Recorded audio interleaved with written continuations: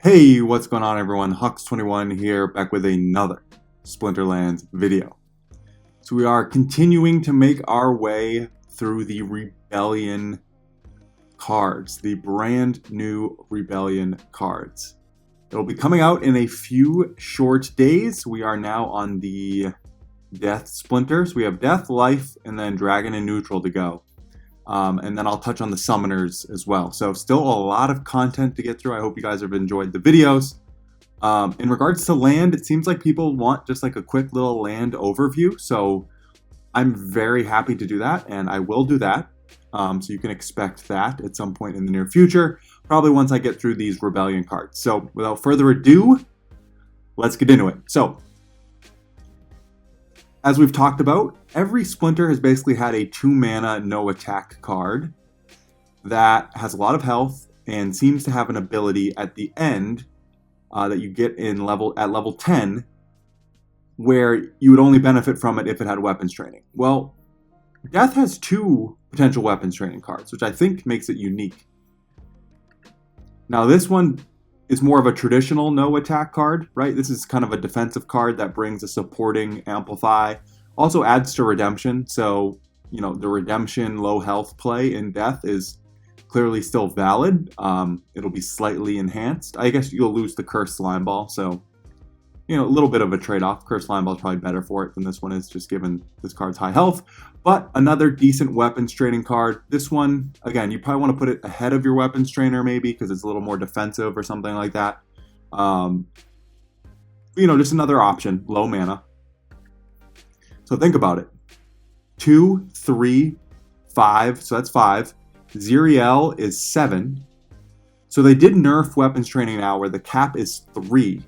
So Ziriel still, though, 3 here, 3 here. That's 6. Ziriel has 5. That's 11 damage for 12 mana. That's pretty crazy. And not to mention the other abilities. So like here, right? This is the 2-mana card that they all have. Very fast, decent health for 2 mana with Blind. Blind is such a great ability. You add this with Astral Entity, which has the dodge. So dodge is 25%, blind is 15%. That's a built-in 40% chance that a melee attack will miss, that a ranged attack will miss, or that a monster with phase will be able to dodge a magic attack. And it doesn't even include speed, right? So then you can add on top of that whatever your speed differential is. So this is going to be a great card to use in Death. We have the new Ska Drudge. A common theme has been really high health monsters. Rebellion's kind of all about these high health monsters. We have not a big attack, really not a big attack, but high health, shield, true strike. You know, again, this is kind of a ranged only card where it's like you get to operate it as a second or third tank and it can eat up some hits for not that much mana. That's probably when I'm using this card.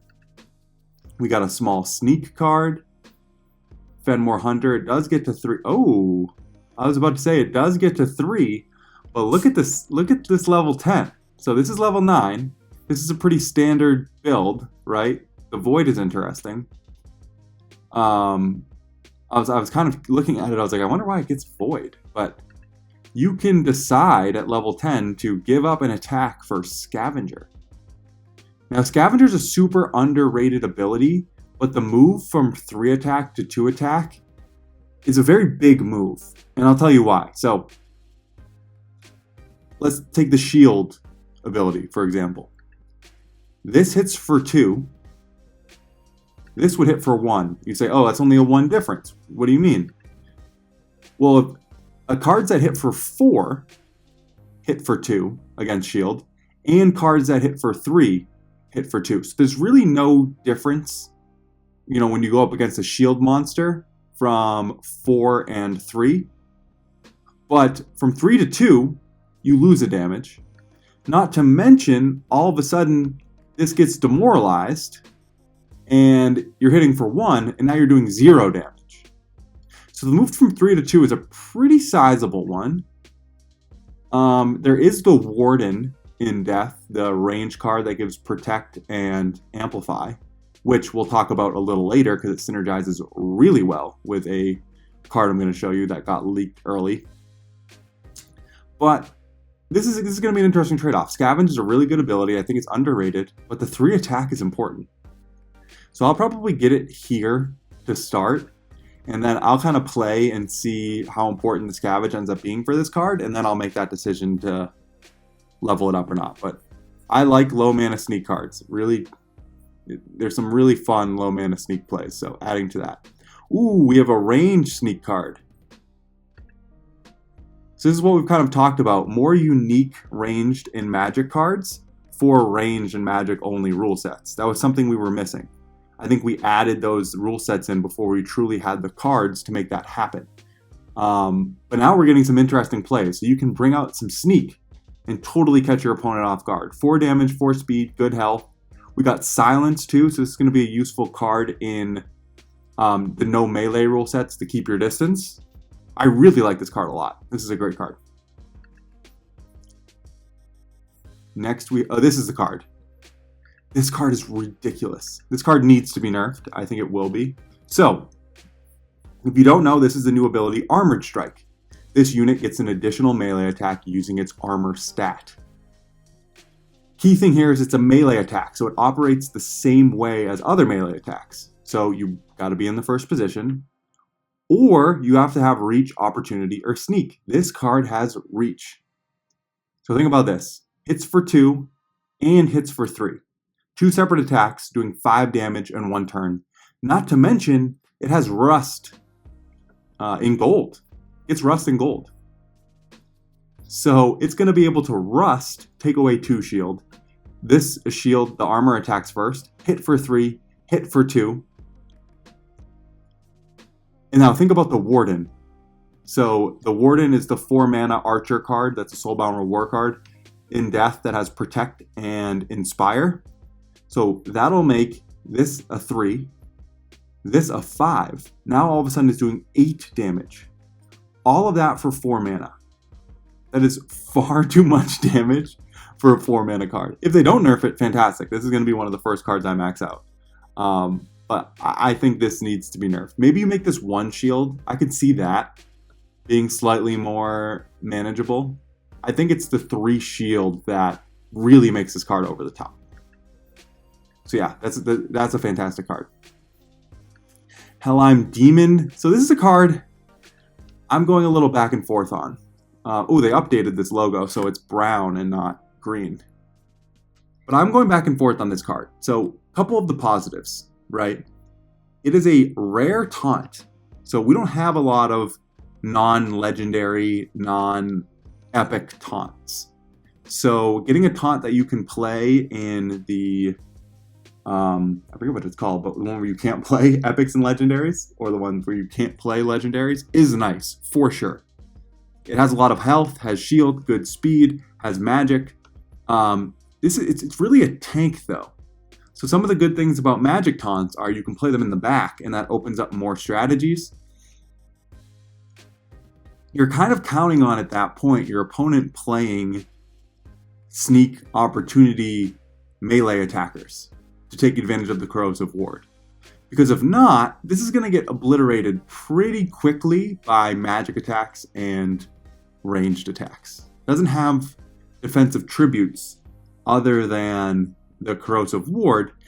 And on top of that, it needs to get hit by a melee card that has shield, or else the corrosive ward doesn't matter. So that's the other part of this. There's a lot of layers to corrosive ward that makes it a little difficult for me to judge. I'm curious about this card. I'm skeptical at how good it's going to be. It's going to get wiped away with the Giant Killer ability as well.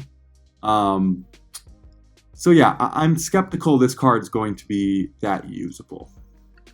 But we'll see. That's the fun thing about this, is we don't know until we start playing. Chaos Jailer. So this one has 1 attack all the way until the top level. So what do we have here? Oh, so they redid the poison logo. So now it looks like this. Okay. Opportunity, ambush. So, okay, I get it. So they don't want to give us a huge attack, but it could poison someone right off the bat. So it could ambush poison someone immediately before the match even starts. Slow. I see this. You'd really want this to have a third attack, but it's almost like, can you get a quick poison with the slow? That's almost what makes this card pretty cool. It's not something I'm going to plan lineups around, right? I guess if you're doing an opportunity lineup, you can bring a Inspire or something, the Warden like I talked about, and it becomes a little more interesting, but the 2 attack is pretty low. I'll want this card, but nothing crazy. Chaos Jailer. Okay, moving on. Executioner Kron. So this is another one of those mid-mana tanks that we've been seeing. Seems like that was a focus here, right? We got low mana weapons training options, and then kind of these mid-mana tanks, which I like, because that's kind of a thing where you plan a strategy not around your tank, and you kind of get left with, 5 to 8 mana, and you're like, I don't have that many good options for a tank to put up front. Well, now we've got more options. This one's pretty cool. I mean, it has a lot of defensive attributes, high health, high armor with the void armor, but then it also gives you some offense. 4 attack for 6 mana is nothing to sneeze at. The Oppress, so double damage against cards with no attack. So that includes the weapons training cards. The weapons training cards still count for double damage, even if they've been giving an attack. So that's pretty cool. It's another good card too with the Astral Entity, because if this gets resurrected, if you put this up front, it's going to come back with all its armor, which is going to be voided, and it's just going to increase the amount of time that it takes to eliminate this monster. I'm a fan. I'm a fan of this. For 6 mana, I think it's worth it. 3 more to go. Okay, this one I want to see what the attack gets to. I feel like I looked at this, but I forget. Does it get to 3? I hope not. I think this is going to end up at 2. Oh, wow, it barely even gets to 2. I mean, for 4 mana, this is a pretty sweet card. Double strike, scatter shot with flying. It's a risky card because you don't know where this attack's going to go. It's pretty easy to nerf. And I mean, at lower levels, I guess there's less shield and less stuff like that, but you really want this to attack. It's a fun Little League card for sure. I don't know, I'm curious about this card. It's fun. I like the way, if you can give it a martyr, that becomes more interesting. Can you do, I don't know how you would guarantee it a martyr. Maybe if you're expecting opportunity, you put a low health martyr in front of it or something. Yeah, I don't know. This card has potential. I'll have to play with it. 2 left. The Demise Arkanphos. These names are insane. I feel like whoever put these names just mess with us. This is a solid. I mean, it's only 5 mana. That's the thing. It's a little weird for a legendary. But I like Life Leech once you get to 3 and higher, because it's going to get 2 health. Slow, so it can play into reverse speed with Death, which I have some pretty nice reverse speed Death teams. The Lookout ability, again, that's something I'm going to need to figure out and test. I don't know how good that is, but we'll see. Pretty solid card. It's a card I'm going to want for sure.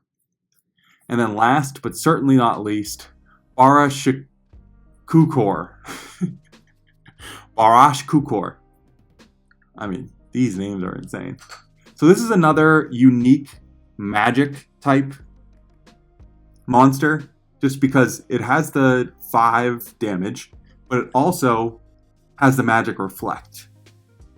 So, it's a cool card. 13 mana is a lot, has the weaken.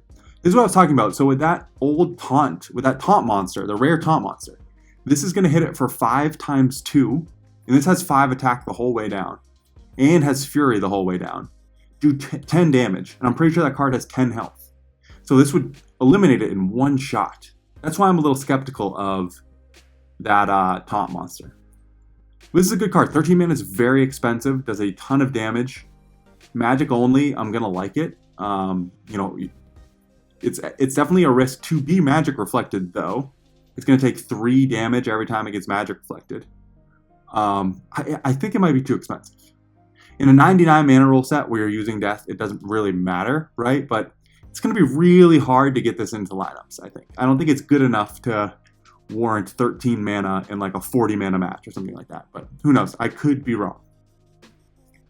All right, and that was Death. So we have Life, Dragon, and Neutral left. And then we get to move on to actually opening packs, testing them out, and playing with these new cards. So I'm super excited. If you are too, it would be awesome if you could subscribe to the channel if you haven't already. Like the video, you know the drill. Follow me on Twitter. Come say hi in Discord. Very exciting times in Splinterlands, and I've had a lot of fun interacting with my community. So come join it. Come be a part of it. I look forward to seeing you there. All right, have a great day, and I will see you around the game.